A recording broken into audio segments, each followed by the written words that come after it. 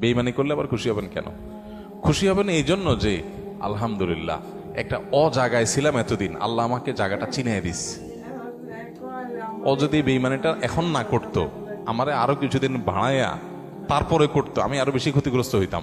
আল্লাহ শুকর, আলহামদুলিল্লাহ আমি যে জায়গায় সময় ব্যয় করছি, এরকম জিগরি দোস্ত বানায় রাখছি, ও আসলে কালসাপ, এটা আল্লাহ তাআলা আমার জানাই দিছে। আলহামদুলিল্লাহ, আমি খুশি হয়ে যাব।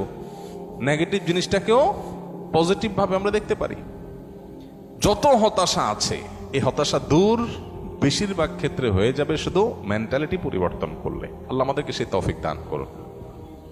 আমাদের কিচ্ছু নাই, ঘরে অল্প স্বল্প আছে, আমরা যার আছে তার সাথে তুলনা করবো না। আমার যা আছে তা নিয়ে আমি অনেক হ্যাপি, আলহামদুলিল্লাহ। আল্লাহ আমার ছেলে মেয়ে সুস্থ রাখছেন, ক্যান্সার দেন নাই, বড় কোনো ব্যাধি দেন না, আল্লাহ শুকর।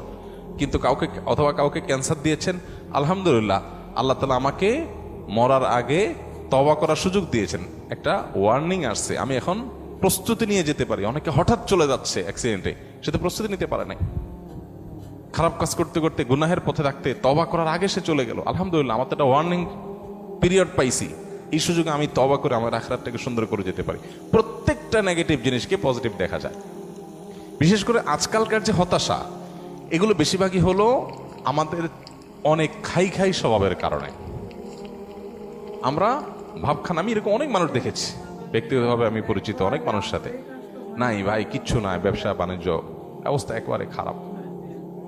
এরপরে দেখা গেল ছেলে ফেলে নিয়ে, বাচ্চা কাচ্চা নিয়ে উনি ব্যাংকক গেছে ঘুরতে।